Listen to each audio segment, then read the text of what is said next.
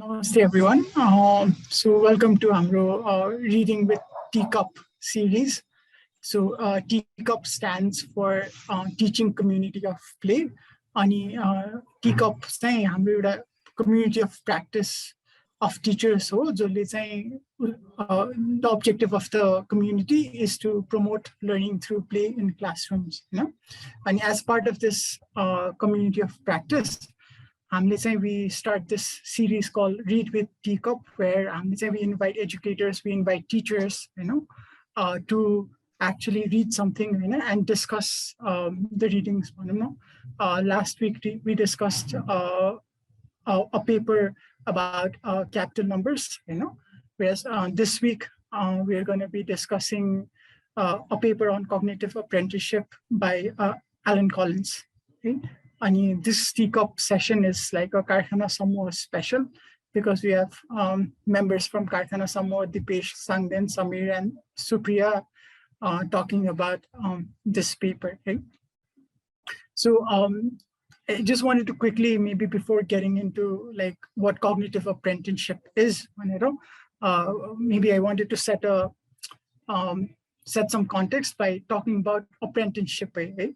So what is apprenticeship and why has it been such a popular, let's say, form of teaching or learning method over the years? So maybe I just want to start with that question. Right? Maybe Dipesh can just take a quick start on like what is apprenticeship and kino saying it's such a popular teaching learning method.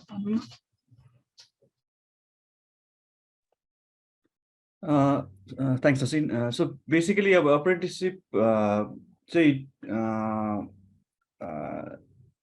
कतिपय सिचुएसनमा हैन अब पहिल्यैदेखि नै गरिआएको कुराहरु नि for example अब हाम्रै कल्चरमा हेर्ने भए पनि जस्तो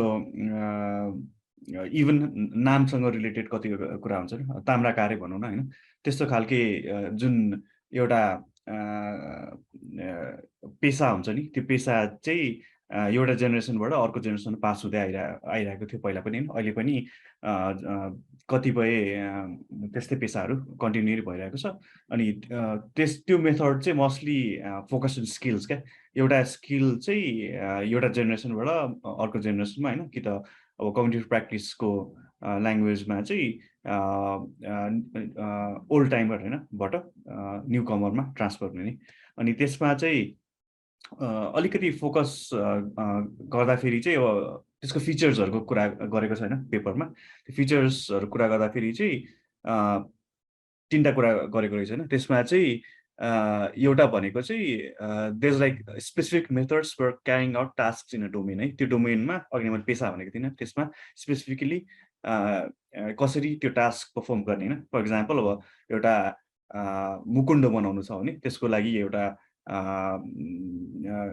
कास्ट बनाएर हैन त्यो कास्ट बनाएर कास्टमा अब फिलिङ हैन ब्रोन्जको हुन्छ कि हैन कपरको हुन्छ त्यो गर्ने एउटा हुन सक्छ हैन अर्को चाहिँ skills are instrumental to accomplishment of meaningful real world tasks भनेको छ हैन अनि स्किल्समा फोकस हुन्छ के सो अब घर बनाउन न्यू कमरले हैन अब नेपाली उसमा चाहिँ अब वालहरु लाउँछ नि त्यो स्किल नै सिक्न पनि हैन अब एकैचोटी प्लास्टर लाउन सिक्नु भन्दा पनि हैन पहिला चाहिँ ओसार्ने मात्र कामबाट स्टार्ट हुन्छ के हैन त्यस्तै खालके अलिकति रिलेटेबल एक्जाम्पल्स पनि सोच्न खोजेको अनि त्यसमा चाहिँ स्किल्समा फोकस हुन्छ के अनि बिस्तारै बिस्तारै अब्जर्भ गर्दै हैन अरूको अप्रेन्टिस हुँदै हैन मेबी प्लास्टर गर्ने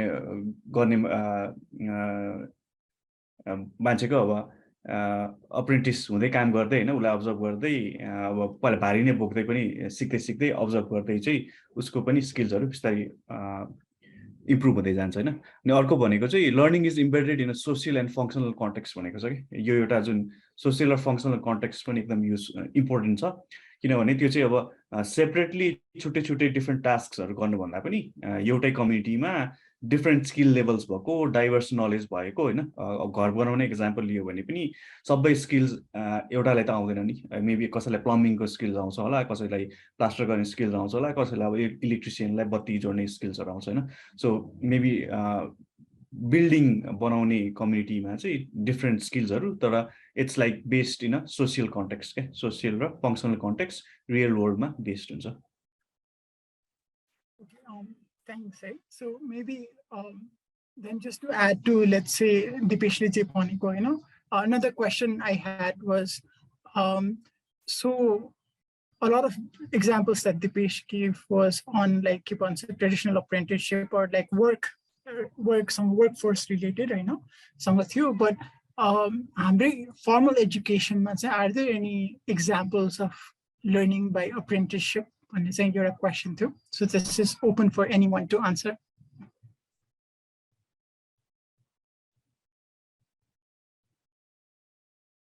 We can also talk about our own personal experience of maybe learning through apprenticeship while learning the art of teaching. Manu? Yeah, so more alikati add गरिरहन्छु. So personal experience के कुरा आयो हैन. So when I initially joined कारखाना भनौं or कारखाना भन्दा अगाडि त I never thought of teaching हैन, यो प्रोफेसन लिन्छु भनेर नै थिएन, तर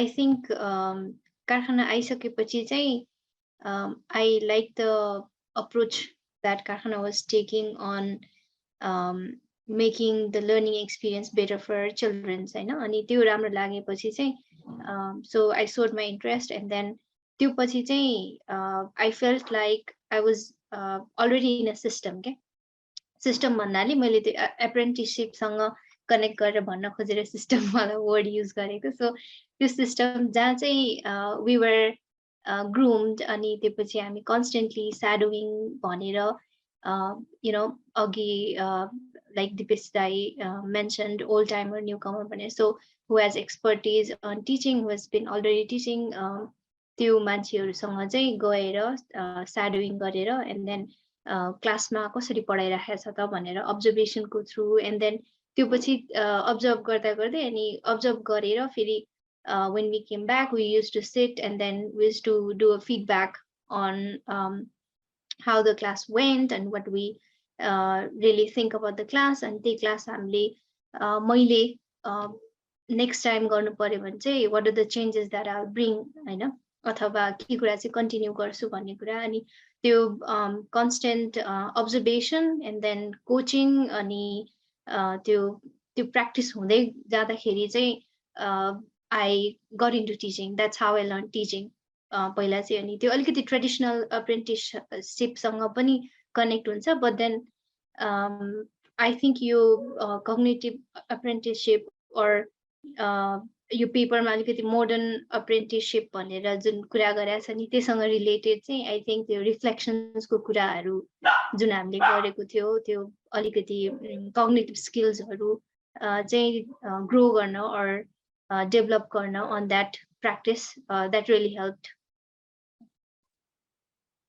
Great. So, but since there seems to be a lot of benefits to this method of teaching and learning, I know, but it's still not widely adopted by school sectors, or like let's say big businesses are not, but what do you think are like the challenges of adopting this form of maybe teaching learning method? Maybe since Samir hasn't spoken, maybe he can go next. I think you do scale ma educational instituteहरू operate गरिरहेछ practically feasible देखिन्न होला जस्तो लाग्छ, किनकि apprenticeship भन्ने बित्तिकै यो teacher to student को रेशियो और मास्टर टु अप्रेन्टिस को रेशियो चाहिँ एकदमै सानो हुनुपर्छ. I don't think जसरी अहिले एउटा क्लासमा एउटा टिचरले 30 जना विद्यार्थी पढाउने गरिन्छ, एउटा मास्टरले 30 जना अप्रेन्टिसलाई क्लोजली हेर्न चाहिँ I think possible हुन्न. At least अहिलेसम्म चाहिँ I haven't seen it. जस्तै मेरो आफ्नै cognitive apprenticeship को एक्सपिरियन्सलाई फर्केर हेर्दा पनि I see त्यो मेरो लागि त्यति फ्रुटफुल हुन सक्यो, किनकि there were very few apprentices at that time. So एउटा रिजन त्यो हुन सक्छ. अनि अर्को रिजन चाहिँ स्किल एकदमै धेरै चाहिन्छ जस्तो लाग्छ कि for a person to be able to be a master. Master in the sense त्यो अप्रेन्टिसको रिलेसनमा मैले मास्टर भनेको. एउटा मोडरेट अमाउन्ट अफ कम्पिटेन्सी भएको मान्छेले चाहिँ I don't think can actually होन एन अप्रेन्टिस। एउटा सर्टेन लेभल अफ आफ्नो स्किल त चाहिन्छ नै, आफ्नो अप्रेन्टिसको कामलाई अब्जर्भ गर्न सक्ने एबिलिटी पनि चाहिन्छ र अप्रेन्टिसलाई कसरी रिफ्लेक्ट गराउने आफ्नै वर्कमा होइन, बिस्तारै उसमा चाहिँ सेल्फ लर्निङ ह्याबिट्सहरू इन्स्टिल कसरी गर्ने यो सम्मको चाहिन्छ एबिलिटी। सो बिकज यो कुरा अलि रेयर छ क्वालिटी र बिकज ह्युमन रिसोर्स पनि कम छ एजुकेसन सेक्टरमा, I think these are some challenges I can think of किन अप्रेन्टिससिप चाहिँ त्यति किन डिफिकल्ट हुन सक्छ भनेर।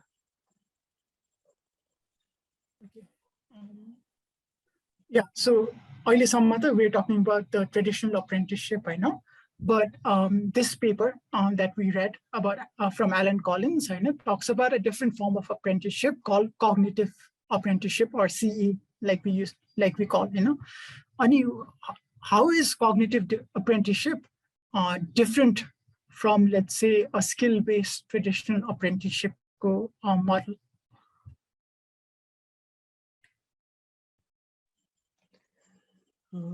From what I have read, like नामबाटै थाहा हुन्छ नि, it says cognitive apprenticeship. So जस्तो अघि दिपेश दाइले भनेको थियो नि, यो एउटा इक्जाम्पल दिएको थियो उसले, जस्तै अब मिस्त्रीको काम होस् वा माटाको भाँडाहरू के बनाउने काम होस्, that requires some physical skills mainly. Plaster handle गर्न आउनु पर्यो, कुद्ने एउटा स्किल थाहा हुनु पर्यो, त्यो जेन्टल स्ट्रोक्सहरू गर्न जान्ने हुनु पर्यो हैन। But cognitive apprenticeship, I think it's more about thinking ability, cognition ability भनिन्छ नि, maybe a critical thinking गर्न सक्ने ability and problem solving abilities. That's all I can think of. Anyone wants to add to this? Yeah, like Samir said, यो पेपरमा पनि एकदम clearly नै mention गरिएको छ हैन, that is ट्रेडिसनल अप्रेन्टिसशिपमा चाहिँ अलिकति नलेज र स्किल्समा फोकस्ड हुन्छ, जुन चाहिँ त्यही एउटा प्रोफेसन अथवा त्यही प्र्याक्टिसमा फोकस्ड हुन्छ हैन। जब नोभिस लर्नरलाई चाहिँ यु नो कोच गर्दै एन्ड देन एक्सपर्टले चाहिँ त्यो लेभलमा पुर्याउन खोज्छ। तर कग्निटिभ अप्रेन्टिसशिपमा चाहिँ जस्तै समीर सेड क्रिटिकल थिङ्किङ स्किल्सहरू बढाउँछ भनेर, I really like that they mentioned एउटा certain knowledge or skill सिकेको छ, but that's not limited to just that profession or practice. त्यो कुरा चाहिँ cognitive skills, cognitive apprenticeshipले चाहिँ you can apply those experiences or knowledge and skills in another setting or another context भन्ने कुरा पनि mention गरेको छ. So I really like that in this chapter.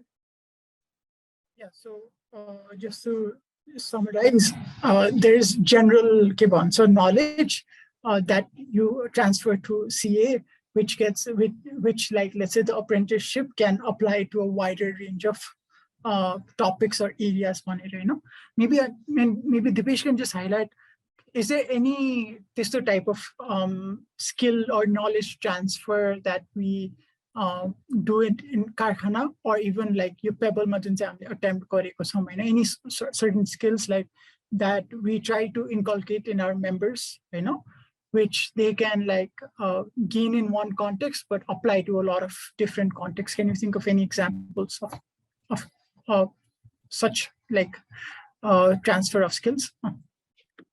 I think Karkhana ma hamle त्यो जुन अब lesson प्लान्सहरु गर्दा नै भनौं हैन, यो आइडिएसन को चाहिँ एकदम ट्रान्सफरल स्किल हो जस्तो लाग्छ के। अब आइडिएसन को एउटा सर्टेन सेसन नै छ हैन हामीले डिजाइन गरेको, तर त्यो सेसनमा मात्र लिमिटेड हुँदैन, डिफरेन्ट कन्टेक्स्टहरुमा एकदम युजफुल हुन्छ के। मोस्टली त्यो क्रिएटिभ आइडियाजहरुको लागि चाहिँ टेक्निक्सहरु छ, त्यो टेक्निक्सहरु चाहिँ डिफरेन्ट कन्टेक्स्टहरुमा युज हुन्छ के। अनि इभन नट जस्ट अब लेसन प्लान्स त हामीले बनाउने नै गर्छौं, त्यसमा भन्दा पनि अरु जुन फर एक्जाम्पल एउटा अब एकदम रिलेटेबल एक्जाम्पल मलाई लाग्ने चाहिँ समीरको एक्जाम्पल लिँदा फेरि पनि हैन, पहिला जोइन गर्दा फेरि जतिको अब उसको लेसन प्लान्सको जुन रिगर कि आइडियाजहरू हुन्थ्यो नि होइन उसमा आइडियाजहरू कसरी स्ट्रक्चर गर्ने आफ्नै आइडियाजमा त्यति कन्फिडेन्स थिएन जस्तो लाग्छ क्या तर बिस्तारै बिस्तारै कम्युनिटीमा घुल्दै गएपछि हामीसँग इन्टरेक्सन हुँदै अब हाम्रो मेबी क्लासेसहरू अब्जर्भ गरेर कि त लेसन प्लान्सहरूको डिटेल्सहरू हेरेर होइन the lesson plans he now designs होइन or the ideas he comes up with is pretty good. I think the ideation एउटा transfer skill मलाई एउटा लागेको अहिलेसम्म. I also wanted to add this iteration skills, I think, which we emphasize in either designing lessons or even doing any hosting an event or sabai kurama हैन TMPI जुन चाहिँ हुन्छ.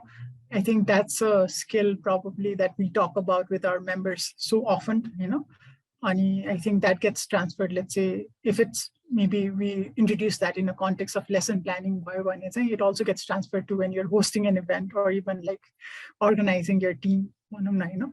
So I think it's like a really one is just a skill that stuck out for me when I was reading this. What is cognitive apprenticeship? How is it different? But I also now I want to move on to more. You paper they discuss about 4 frameworks, right, of cognitive apprenticeship, and we want to get into more details about it. No, first, it talks about content, right? And content ko kura ma चाहिँ दुईटा कुरा भनिरहेछ. एउटा चाहिँ domain knowledge को कुरा गरिरहेछ अनि एउटा चाहिँ strategic thinking को कुरा गरिरहेको छ हैन. If anyone wants to just like, or strategic knowledge, not even thinking, you know, it talks about how, let's say, strategic knowledge is like domain knowledge like and the patient talked about domain knowledge a bit, you know, domain knowledge like real world apply is the focus of CA maybe if like anyone wants to maybe talk about a little bit about it, mentions different strategies on how to like, let's say, use domain knowledge and apply it into a real world, you know. So anyone wants to highlight few of the things mentioned in the paper and also link it to how, let's say, we've tried that in Hamre Pebble program or even Karkhana in general.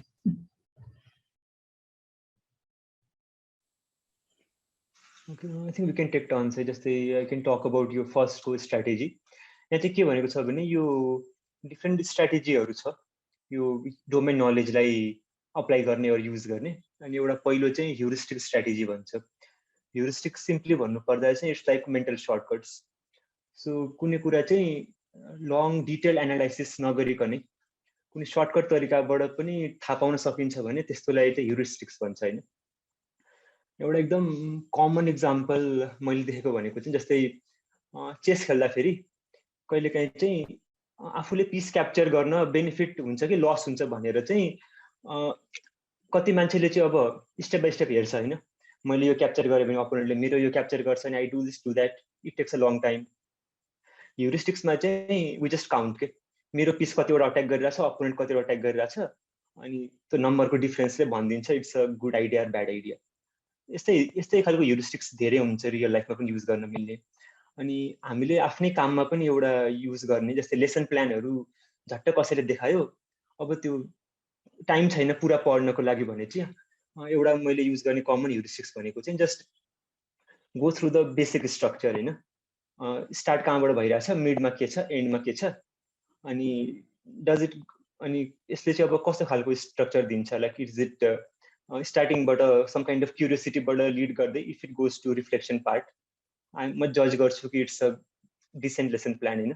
But यदि त्यस्तो एउटा sequence structure छैन and it's more about instruction, then मेरो ह्युरिस्टिक्सले भन्छ कि okay maybe this might not be a good lesson.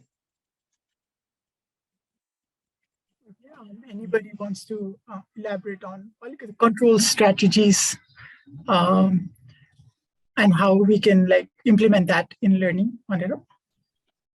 एउटा example भर्खर याद आएको चाहिँ जस्तो हामीले इन्टर्नहरुसँग पनि काम गरेर हुन्छौँ नि त. अनि इन्टर्नहरुसँग काम गर्ने बेला अब एकचोटि चाहिँ मेरो उता ल्याबमा एउटा प्रोग्रामिङ टास्क थियो क्या. अनि लाइक उसले चाहिँ पाइथन भन्ने प्रोग्रामिङ ल्याङ्ग्वेज फर्स्ट टाइम सिकिरहेको थियो. अनि उसको अब हाम्रो सफ्ट डेडलाइन एउटा थियो, डेडलाइन आउन लागिसक्यो, ऊ चाहिँ त्यही धेरै कुरा रिसर्च गर्दै होइन, उसले आफ्नो कोडहरू रिफाइन गर्दै गरिरहेको थियो कि, तर अनि अल्टिमेटली उसको स्ट्राटेजी काम गरिरहेको थिएन होइन। अनि त्यति बेला अनि एज एन ओल्ड टाइमर मैले एउटा सजेसन दिएको चाहिँ एउटा टाइमर राख्ने के है, जस्तो डिफ्रेन्ट टेक्निक्सहरू छ नि, पोमोडोरो भन्छ 25 मिनटको टाइमर राख्ने जस्तो होइन। सो टाइमर राख्ने 25 मिनट्सको, अनि 25 मिनट्ससम्म जति रिसर्च गर्न मिल्छ गर्ने होइन, त्यसपछि चाहिँ you need to make the decision right way के। सो त्यसले चाहिँ राबिट होल्स भन्छ नि, एउटा काम गऱ्यो एउटाबाट अर्को, अरूबाट अर्कोबाट अर्को, र टाइम मात्र वेस्ट भइरहेको हुनसक्छ। सो कन्ट्रोल स्ट्राटेजीले चाहिँ मेबी एउटा सर्टेन टाइम मात्र लिने, अनि त्यसपछि चाहिँ इफ इट वर्क्स होइन ठिक छ होइन, if it doesn't work then move on to a different solution के। So maybe that's an example of control strategy. अनि द थर्ड वान अल्सो हामीले चाहिँ के कुरा गरिरहेको थियो, लर्निङ स्ट्राटेजी थियो होइन। So when I was reading that मलाई चाहिँ a lot of maybe Pebble-को डिजाइन चाहिँ it's stuck with me in some of the designs. So say, for example, one of the things that we've been employing in terms of learning strategies is like assigning weekly asynchronous tasks. So let's say weekly readings भनेर चाहिँ टिचर्सहरुले assign गरिरहेको छौं हैन। अनि यसको objective चाहिँ के थियो भन्दा चाहिँ especially maybe Sangden can talk a little bit more about asynchronous task हैन, but I'll talk about the readingsहरु। Weekly readings को केसमा चाहिँ we've been giving teachers weekly readings introducing different teaching learning pedagogies, you know, so that I mean as they're also taking the course, right, I think maybe some aspect they're also reading it and getting exposure based on like a lot of different research materials that are out there, you know. Maybe Sangden, do you want to talk a little bit more about asynchronous and what we are thinking about in terms of asynchronous tasks as learning strategies? Yeah.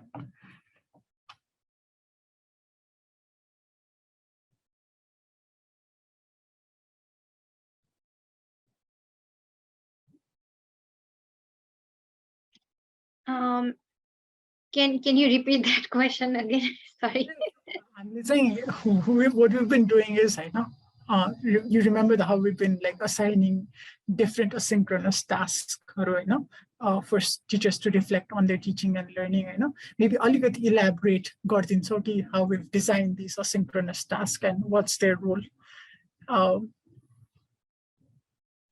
Yeah, so every week say हामीले structure के रूपमा सोच्नु पर्दा नि week wise, week 1, week 2, week 3 भनेर everything is there in the folder. Ani teachers are like say every week we send an email and then through pani you week say ke chanta bhanera na it includes reading, ani it also includes हामीले session मै गरेको कुराहरु reflections हरु, अनि त्यसमा पनि अझ learning through play लाई नै connect हुने गरी चाहिँ यो making अनि playful learning हरु बीचको connections हरु चाहिँ के कस्तो छ भनेर. So for me यो कुराहरु design भइसकेर अनि अब हेर्दाखेरि चाहिँ it's I see it as a reflection of what they have learned. यो हामीले जब उहाँहरुलाई in person or synchronous collaboration मा भेट्छौं and then गफहरु गर्छौं. So त्यसको नै reflection as a reflection उहाँहरुले के सिक्नु भयो अनि उहाँहरुको experience के थियो त्यो session मा पनि regarding you know whatever they have learned अथवा अरु कुनै टिचरले share गर्नु भएको कुराहरु, अनि and also sometimes teachers always use all these techniques in their classrooms that त्यो realize भइरा हुँदैन. So त्यो realization भएपछि अनि oh okay, so I've already been doing this technique or using this technique हैन, मलाई थाहा थिएन तर session पछि थाहा भयो भन्ने कुराहरु, and then उहाँहरुको classroom stories हरु reflect हुने गरी चाहिँ हामीले asynchronous collaboration मा चाहिँ we're trying to bring all these stories, experiences अनि उहाँहरुको learnings हरु नै. So yeah, Iti, one day I think we'll try to wrap this conversation up. I think we've talked about different frameworks for CA, we've talked about traditional apprenticeship, and we've talked about how it's different, how cognitive apprenticeship is different as well. hopefully you find this discussion I don't know, productive and useful, I know. And iti bhanday, I mean, thank you everyone for like taking out the time to read the paper and taking out the time to talk about different ideas in the paper as well. Right? So just wanted to like probably bring this reading with TeaCoP session to an end. So thank you so much. Right? We will hopefully see you in other series as well.